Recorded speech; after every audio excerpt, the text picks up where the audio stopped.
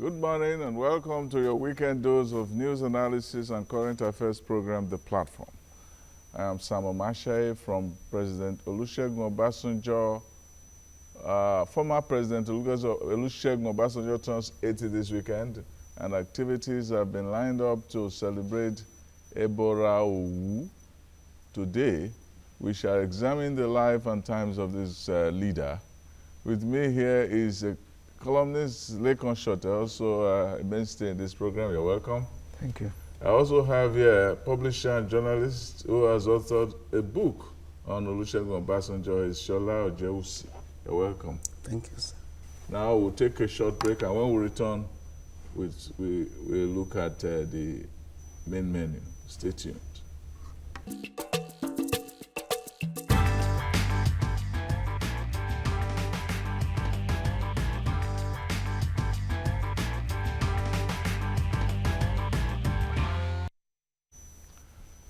Welcome back. Olusegun Aremi Okikiola Abi Okikiolu Obasanjo, loved by many, hated by many as well. Some call him a hero, to others he's a villain. Hate him or love him, he has made indelible marks in the sands of history.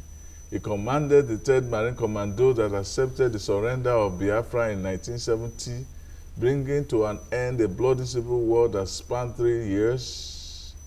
He is former military president from 1976 to 1979, and the first to hand over power to a democratically elected civilian government. Again, in 1999, he secured popular votes to become president of Nigeria from that year to 2007.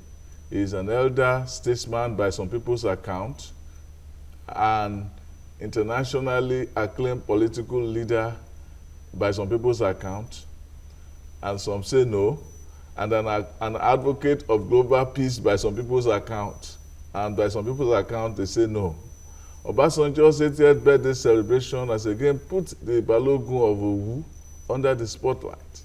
But first, we have sound bites of friends and associates talking about the man some people call Shege.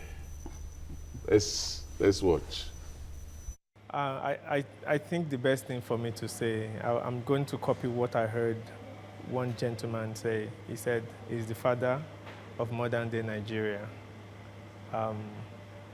Yes, the man defies definition. A military president, a military ruler, a civilian president, the first military ruler to hand over to a civilian government, and in turn come back and win an election and serve in 2 terms, fought in the Civil War. I mean, even after retirement, the man has always fought for the unity and the progress of Nigeria. In a sense, I think he's been a lucky person, in the sense that he was always there when history has to be made. And to that extent, he's a historical character. Now, people describe him, they say he's an enigma, in the sense that some of his actions are not immediately clear to people, and yet, on hindsight, you appreciate why he did it. Some describe him in very many ways, as you said. Some say he's farsighted,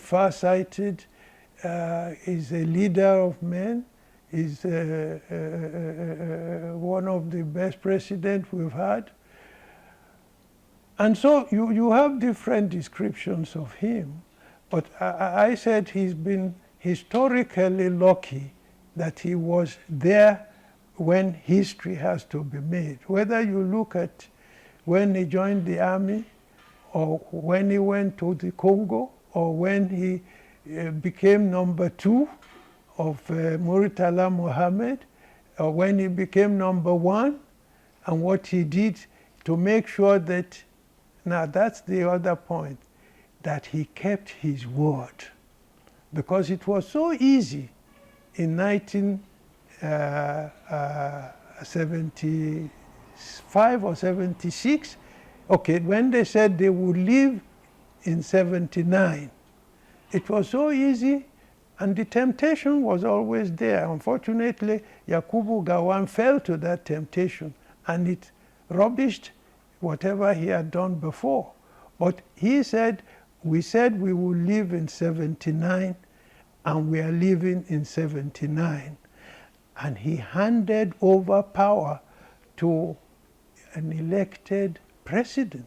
Now that raised his stature all over the world as the first military man who, on his own, handed power back to civilians.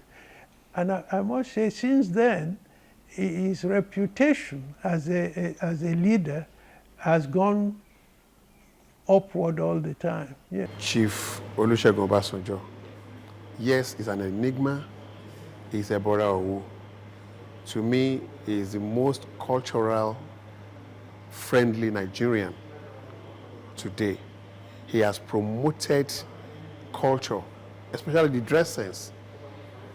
For the whole 8 years he was president, he never for once wore a foreign cloth. He was always in Babariga or Agbada to promote the culture. Not minding whoever he went to meet outside the country, even if during when you have cold climate. He encouraged, he improved, he encouraged our culture. He's my man any day, any time. And I want to thank him and wish him many more years. I'll tell you something which most Nigerians don't know. He would not be happy about it, but I'm going to say it. When Abacha locked him up, the Chinese pleaded with him. I was involved. I went and saw him in prison, and I told him what the Chinese told me. And he said to me, look, my case is a case that you can't naked me in a public place and then take me to the corner and then clothe me. He said, no. If they naked me in the public, they have to clothe me in the public. I said, well, Abacha says, you leave the country. He said, I'm not going to leave the country. This is a man, it was a question of death and life. He said he was not going to leave the country. The Chinese ambassador is still alive. He called me, came to my house, and I went to his office with him, and he told me they were prepared to arrange it. He refused. Another group, the second one, they broke the wall in the prison for him to go out. He refused. There was an aircraft ready to take him out of the country. He refused. Yes. He's a dogged fighter. He's a determined person. Well, those are some comments by some people who were his associates or who had some interactions with him over the years. I want to start with you, Shola. What do you make of all these comments about Obasanjo? Well, I think what they've said, every one of them is quite right, because like they said, if they said Obasanjo was an enigma, that's right. If they see him as a hero, it's also right, because, I mean, he's the hero of the Civil War. You may not like his position, but whatever, one cannot deny him of the fact that we have a united Nigeria today, and he contributed positively towards making that. And even if you look at the Obasanjo phenomenon, you will see that over the years, you can deny him so many things, but you cannot deny him the fact that he's very passionate about Nigeria being a single entity. Up till yesterday, he was still talking about that. That people may be saying a lot of things about negotiation and all those things. You can negotiate what we want, but we need one another. So he has been very, very passionate about Nigeria being a united, powerful entity in the African continent. So whatever is being said, you know, at 80, maybe I should also start by saying happy birthday to him. Whether we like it or not, whether you're against or you're for him, you cannot deny him that fact that he has been a very strong force in the history of Nigeria. What do you say? We should start by singing happy birthday to General Obasanjo. I think we should congratulate him. 80 years is a milestone. Having said that, I've often thought to myself that General Yakubu Gowon, Yes. his greatest contribution, and that is the contribution to any Nigerian, is keeping Nigeria as one. But I always say that General Obasanjo, or former President Obasanjo, to me, is the most accomplished public servant in Nigeria. What does that mean? That's a very good question. He has served in government. Several people have served in government. The things he has done that fate has given him opportunity to do, like somebody noted that at the end of the Civil War, this was the man that collected the surrender documents, the instruments from the Biafran army. Yes. Okay, and then this was the first African military head of state to hand over to a civilian administration. Yes. Do you know that he is also the first civilian president to hand over to another civilian president? Yes, he is.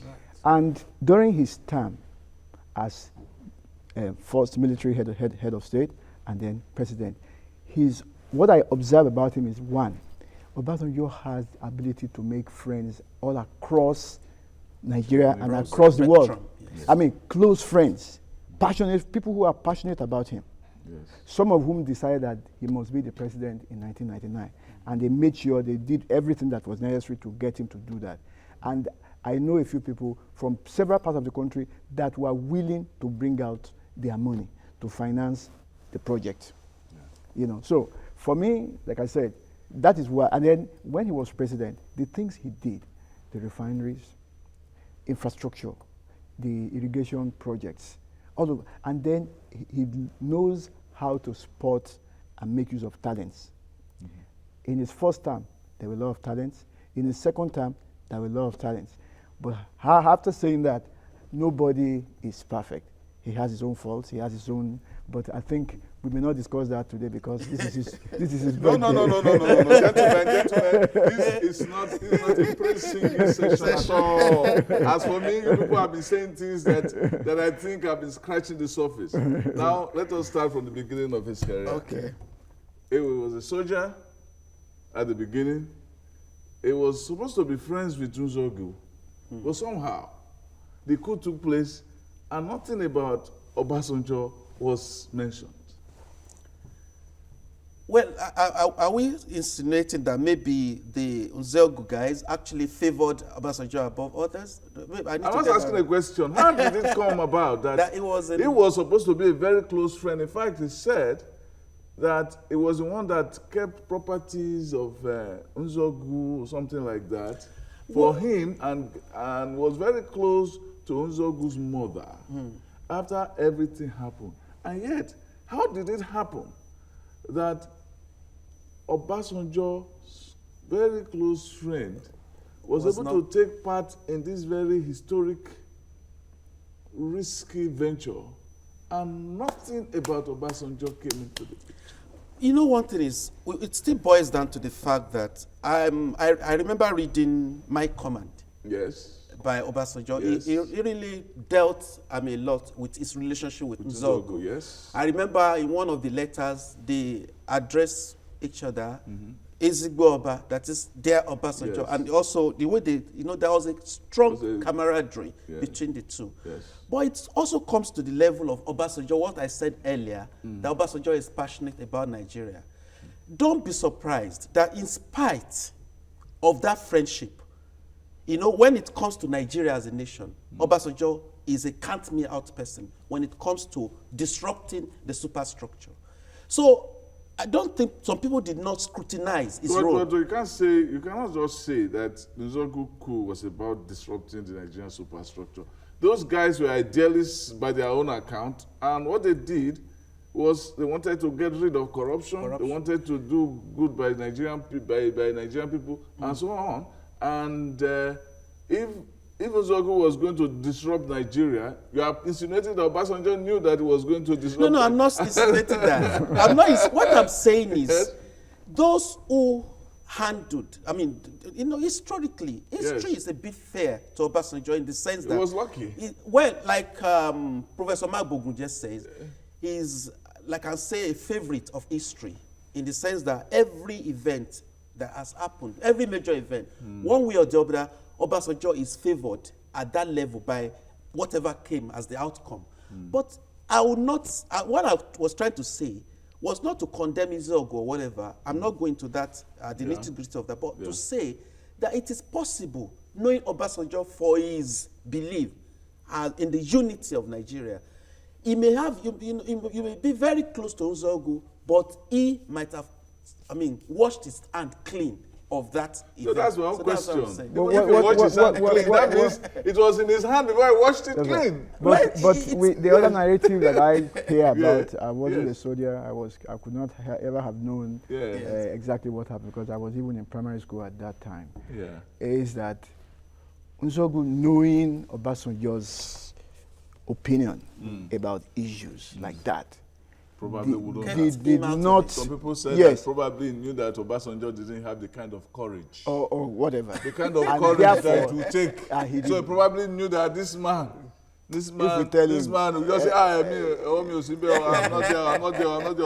So probably rat on them or something. So this man even... So he felt like, okay, let's not involve this man. And now, the coup itself led to, several things, and then we had the Civil War. That's right. Obasanjo was in Ibadan when Soyinka was trying to push the third force. And if you read Soyinka's "You Must Set Forth at Dawn," it was a very graphic narrative about how he wanted to enlist Obasanjo on board and so on. So and Obasanjo actually resisted, and would not play ball, and said, look, he was going to hold fort in Ibadan and won't allow any force, that is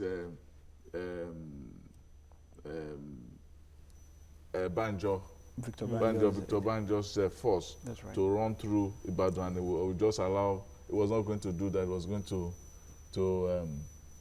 put up his own resistance and defense of the West. That also tells you about, runs into the narrative of the fact that, he was not interested in breaking up Nigeria as well. Now, there have been stories, if you read Arabi Sama's book, The Tragedy of Victory, that Obasanjo was a bloody opportunist. He was there, never really did much in the war. And then he came and then this man had done all the battles. Benjamin Adekunle. In fact, the war was already done. Everything was done. And then the strategies that he won on were the ones that already planned out during this man's time. And Biafra was all but done when he took over. And all he needed to do was to wait to collect. Well, I would... There was also an instance in which Obasanjo went to inspect something on the bush, and then, according to, I think, Louis Omade, and then Biafra shot him, and they saw him running away, and they got a bullet in his buttocks. As an author, and also a publisher, personally, and I must say that I also published a book on Obasanjo. I'm looking forward to the opportunity. This is a book you published on Obasanjo, The President Explains, 1999 to 2007. Yes, one thing is, if you look at all the narratives about the Civil War, the Uzogu coup, most of the people coming on with books were either one way or the other, for or against all the events that have taken place. They were participants with subjective opinions about what really transpired during that period. I'm looking forward to somebody who will come up as a neutral, objective observer and writer and reporter, documenting what actually went on during all those periods. Then we'll be able to really have a very definite, view and more objective view of what really has been happening in the history of Nigeria. Alabi Osama has his own, he was a participant in all those things, so he has his own subjective approach. Even OBJ, whatever we say, also had some narratives, That's right. which eventually is what can be called Well, subjective. OBJ's narrative, Command, made him the only hero. Every other person was a bad man. So that's what I'm saying. That's one thing about him, that how can a statesman be so malicious? His command was about everybody's bad, Gowon is bad, Dekule is bad, everybody's bad. The only good person is Okiki Olmu. He's the only good person. I wouldn't subscribe to the word malicious. Let me tell you something about OBJ that he may be watching this, but I think I have to mention this in view of what we're discussing. In the process of doing this book, I might have had a little misunderstanding of the man. You know, you need to know Obasanjo and know where he's thinking. I mean, his thinking is directed at. Then if you're able to understand Obasanjo, you will know how to deal with him. But I personally, when there was something like looked like a misunderstanding between us, I mistook it for maybe the man was being malicious. But with the benefit of hindsight, I now sat down and now began to look at all the rundown of events, all that thing. I discovered that personally I might have made some errors of omission that, I mean, didn't really put the actual picture of it before the man. And eventually we discussed, and you know, that's the Obasanjo. People need to really look at the man. On a one-on-one with Obasanjo, you're going to have a lot of difference in opinion about him. If you look at Obasanjo from the distance, you may not really understand him. But coming close to Obasanjo, you will see him beyond what so many people say, that this man is even much more than being a patriot. I'm saying this, I still have some, reservation about what happened at that time, but there is something I can never deny Obasanjo. He's very honest about things he wants to do. And he is very definite about his approach to things. Honesty, yes. We'll come to some issues. I like to think that, for me, from what I can see, I've never been that close to him. I went to his house only once. Even then, we didn't even have a one-on-one. For me, I think he tries to... that's not a picture of a nice man. No, I don't approve of that. You know, just the same way I didn't approve of his asking somebody to tear his party card in public. I didn't. Yeah. I thought it wasn't presidential. It wasn't statesman-like. That kind of action. I didn't expect that. But what I can say from what I see of him, from what is in the public domain, is that this is somebody who aspires to be a statesman, aspires to be truthful as best as he can. So people say it's not that he wants to be a statesman, it's that whatever Obasanjo is interested in is Obasanjo. It is the vanity of him that is more important to him than actually the accomplishment. But he needs that accomplishment in order to feed his vanity. Well, I don't know if I agree with that, because anyone, as far as I'm concerned, you are welcome to your ambition. I would encourage any human being who has ambition to go for it. And again, just as Professor Mabuchi has said, history has been kind to him, and he has taken advantage of what history has given to him. I mean, he's in this Madrid club, for example, of former heads of states that are always looking at issues, concerning the entire world. Okay. There are some. Let's take a short break, and then after that, we'll get people to chip in. Stay tuned.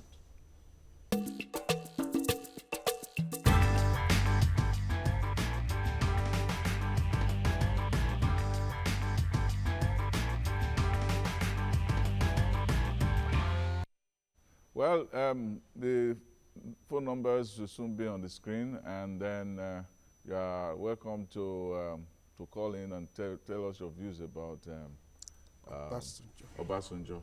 Now, still talking about Obasanjo's predilection for national unity. There was this incident we were speaking of camera when he was deputy to Murtala Mohammed, when Oluleye went to meet him and had this conversation with him about the lopsidedness of government, and that things were treated against the South and so on. And then he called in Yaradua And then he told him, okay.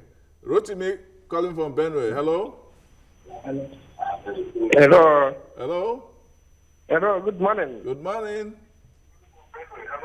Hello, good morning. Morning, go ahead. Yes, I like this call. Go ahead and say what you want to say. Okay. Reduce the volume of your set. Hello? Probably lost him. So the thing I was saying is this. Is it that he wanted to show up his fellow Yoruba man, or that he was saying it because of his love for Nigeria? And if he was saying it because of his love for Nigeria, does it mean that the Nigeria he loved was a Nigeria in which his own ethnic group was in subjection? That's a very good question. Well, my take on this, I'm looking at it from two angles. It shows to me that, convinces me that Obasanjo is a nationalist. You know, now, would he subject the interest of his own group to the national interest?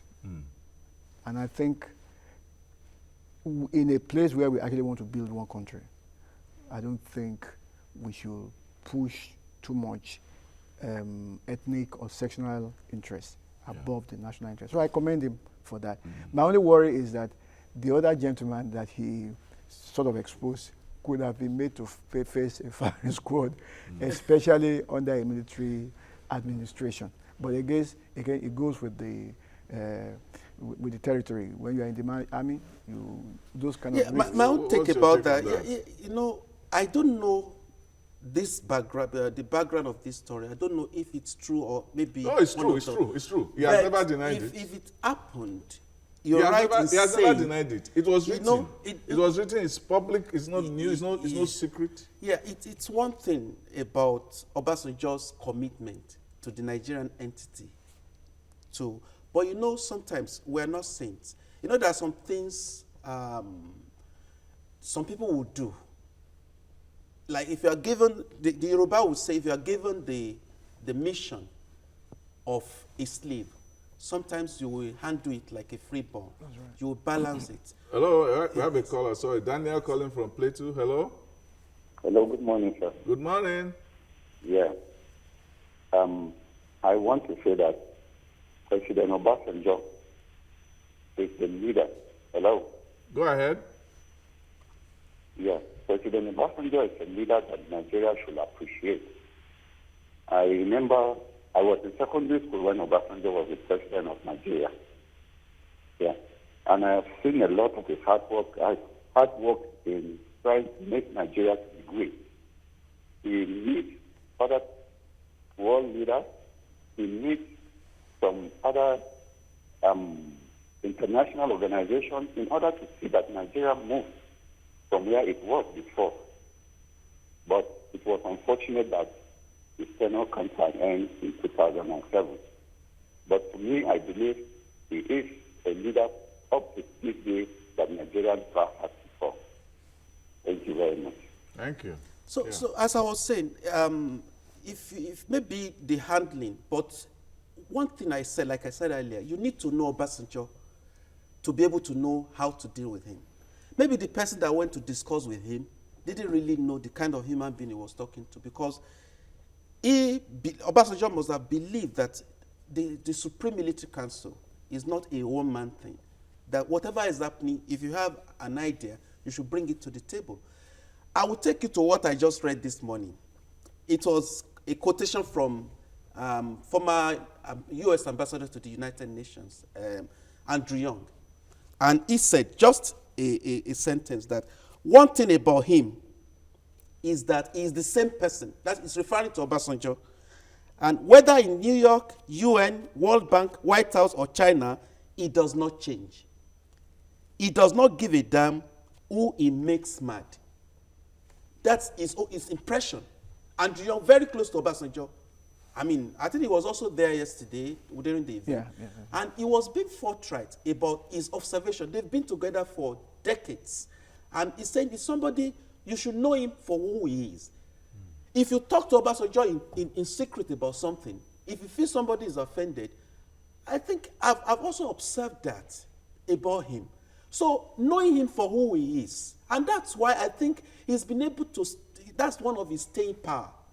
If you're able to understand him the way he is, then you'll be able to deal with him. You'll be able to move along with him. So I think that might have been the lacuna with regard to what happened between him and General Oluleye. So on that, I wouldn't want to see it as being somebody who was malignant. It was just Obasanjo. There are some elders in Yoruba land. If a child comes to you to complain about the other child, the elder will say, okay. But when it comes to the time, the elder will call the other child, bring the two of them together. Now, tell me what you said about your brother. Right. I think that may be it. Or could it be? Yes. Could it be that he thought Oluleye was trying to set him up? It's not impossible. That's one. But one thing I want us to observe is this. Yes. Obasanjo was the deputy to late General Mohammed. And when, unfortunately, General Mohammed was shot and killed, there was a balance. There was an attempt to balance the ticket. So they brought a northerner, even a junior officer. They made him a brigadier so that he can fill the position. You can see the balancing. And then when he was leaving, much to the disappointment of a lot of us who thought Chief Awolowo was a better candidate, the presidency went to the north. I like to think, he has never told me, I like to think that maybe also in a way of ensuring that they balance the back and forth so that we can maintain Nigeria as one, you know. Again, sometimes people will tell you that the national interest, if you look at section 14 of the Nigerian Constitution, it says security and the welfare of the people is job number one of government. Security first. Keeping the country as one first. Yes. You know, before any other thing. And I personally, I wasn't happy that Chief Awolowo did not win the election, you know, but you could see the battle. And then in 1999, when voting for the president occurred, the Southwest did not vote for him, but because the North has read him as somebody they could trust, they gave him their support. That's a good question. Why is it and so then, people not trust him enough? No, I've just told you that personally, I'm not happy. I thought Chief Awolowo would have been more beneficial to me if he was president of this country. Obasanjo himself mentioned it yesterday that during the first term, he didn't have the support of the Yoruba, but eventually, towards the second term, things changed and they voted for him. Reconciled. I think it's also part of the narratives. It's been there that the Awolowo factor is one, because many Yorubas felt betrayed that he should have handed over. As a young man too, I was passionate about Awo, and I was thinking, well, this was an opportunity. Naively too, I was thinking that Yoruba man being there. Awolowo did not get the votes outside Yoruba. So the bottom line is, eventually, with benefit of hindsight, look at a lot of things, the outflow of history from then till now. That's right. You may begin to have a different opinion, not because you don't support Awo. Okay. So Bello calling from Kaduna. Hello. Yes. Hello, good morning. Good morning. Yeah, I want to make my contribution in the person of Obasanjo. Go ahead. Yeah, for me, I can say Obasanjo has successfully written his name with gold. Are you hearing me? Go ahead. Yeah, and he is a leader that so long you talk about Nigeria, you must mention Obasanjo. He has done a lot and he has achieved a lot in this country, Nigeria. So for me, it's a happy birthday to him. And for PDP, it's a great loss for them to lose Obasanjo. And I think that is the reason why they are still going down, like he said. Thank you very much. Thank you. And like I was saying, yes, the first time, the Southwest did not vote for him. And then when he was leaving in 2007, he said, I mean, the gentleman's agreement within the PDP, even though he once said that, who said, or at least he was reported to have said that there was no agreement that the thing will go back to the North, you know. And then eventually it went to the North. It went to the family of Yaradua. If you know the prison notes that they exchanged when they were both in prison under Abacha, you will know that they were very close. Such that when Yaradua Jr., Umaru Yaradua, became president, the mother came to visit Obasanjo to say thank you. It shows you that this is somebody who has been able to build bridges across. But let me also tell you something, that even within Yoruba land, there are people who are committed to Obasanjo. Yes. But you will know something about Yoruba. Yorubas are not one-way people. Yeah. There are also people who are passionately against him, and they have no issues saying it. For example, the third term thing, which he has sort of denied, I know that the people who are in the vanguard were like the Yoruba people who said, no, you cannot have this third term, you know. And when he said it didn't happen, people who came out with evidence were actually Yoruba. Yeah, that's interesting about Obasanjo. Obasanjo willingly, as a military officer, that's the irony, as a military officer, he willingly gave up power. As a democratic civilian, he didn't want to give up power. He was prevaricating. He didn't want to. Yes. He wanted to have a third. And I didn't understand yes, that. because, you know, because I think he was enjoying. Because I think that was. He was enjoying he enjoyed his second coming more than the first one, I think. Well, some said that this time, there were some comments he made that when he assumed office, 20 years after he left, that things had gotten exceedingly bad, beyond his expectation. You will see that his second term was when he brought the stars to start working. You know, the first time it was like fence mending and trying to patch work and all that. The second time was when he brought stars into the government, and they have started performing. And some people have said, so economists, not politicians, not political scientists, economists have said that what he started, if he had been able to see it through for another 4 years, you know, he probably would have, Nigeria would have been in better shape by now. And I think that was why he also thought he could trust a younger brother of Shehu Musa Yaradua to take over. But unfortunately, the first thing he did, the man was even the refineries Obasanjo sold. Okay, we have the man reversed. Hello? The sales. Hello, morning, sir. Good morning. My name is Lukman. I'm calling from Lagos. Yes, you're welcome. What do you want to say about Okiki? Yes, about the program, the Obasanjo issue. Yes. I want to contribute my own. Go ahead. For the issue of civilian war that we read, the man in your right there, after Mr. Shote, you mentioned the name of the book that can really saying facts about the civil war. Let's go and read Adewale Ademoyega book, which Why We Struck. That was the book I've read, and there's so many books, and I've seen this book that say the facts and the role of Obasanjo. But when you talk about the civil war, Obasanjo was not really around at that time, but he was brief later. So even if the war was won, you eventually see that Obasanjo is back. He supports those guys, but let's just leave that one apart. But in time of present now, Obasanjo is a role model in the democracy of Nigeria today, because he handed over to the civilian, and he is the first president that ever handed over to a civilian government. So that.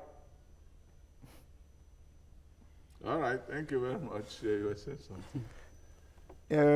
I think I lost that. Well, let us look at Obasanjo's second coming as president or as leader of this country.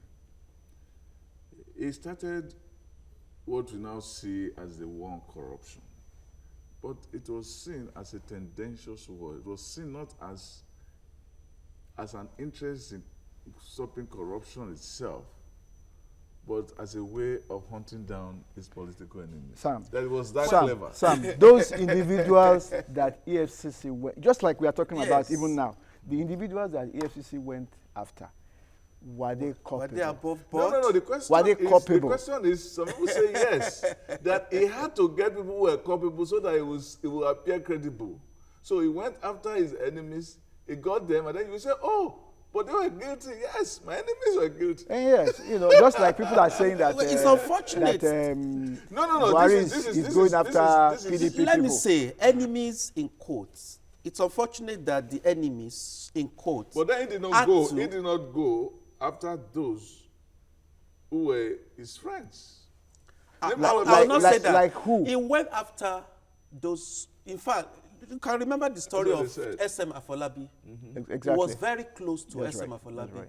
But when the chiefs were done, he went after SM Afolabi. That's very good again. Some people have said that Obasanjo is guilty of what some psychologists call the fear of gratitude.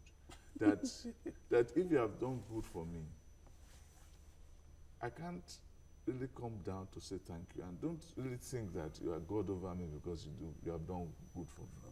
Therefore, I will have to bring you down. I will have to bring you down so that we'll know that you are really not God. Well, let me give you an example. I don't believe that. I will give a personal example. That's why they call him that Obasanjo was accused of PhD in his lifetime. You know what? That's why I said sometimes you need to be having a one-on-one with this man to be able to really grasp the Obasanjo as a human being per se. I will give an example. I said earlier that we had a cause to quarrel, but I discovered later as a young man that there are some steps I should have taken that I didn't take, which I personally, with benefit of hindsight, would have done better. So initially I was feeling one way, like a victim, but eventually I discovered that I was also a part of the problem. So with that, I now got to know Obasanjo better. But let me say something about gratitude.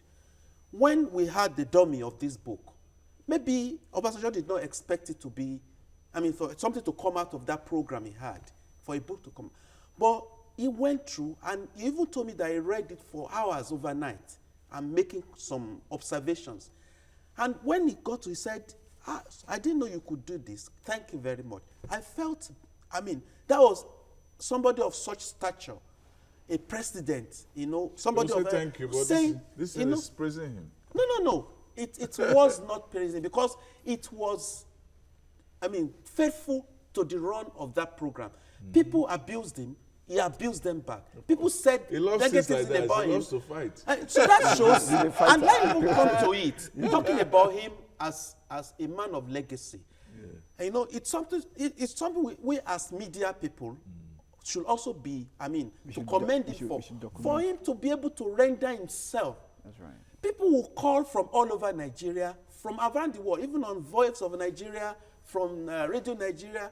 People will come to give opinion, and you imagine at that period in time, there was no question of maybe vetting the questions. People would just call, and some people would abuse him in public glare.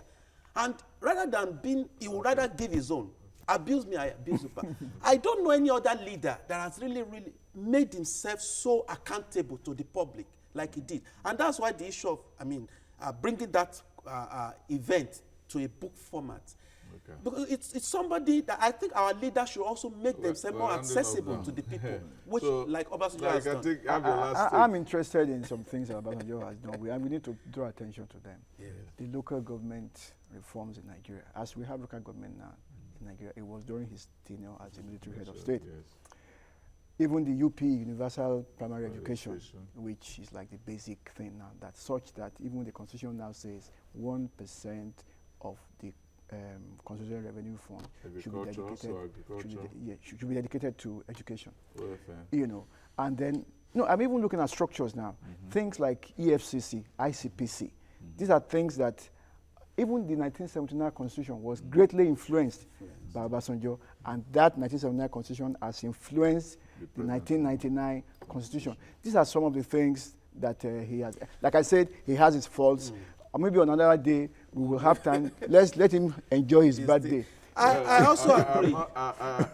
I think that you guys have said all you have to say, but we have to stop it at this point. No, let me just. No, we don't have time. we'll have another time to look at Obasanjo, maybe when he's 90. So we'll go on a short break, and when we come back, I'll look at an excerpt from my column. Great. Stay tuned. Thanks.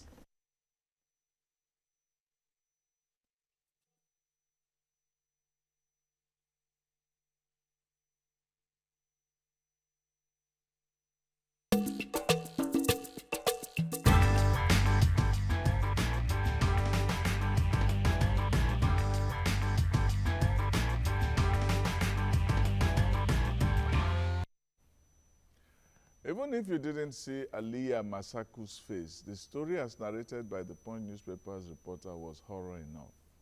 3 fierce, fang-filled dogs unleashed on a 5-year-old.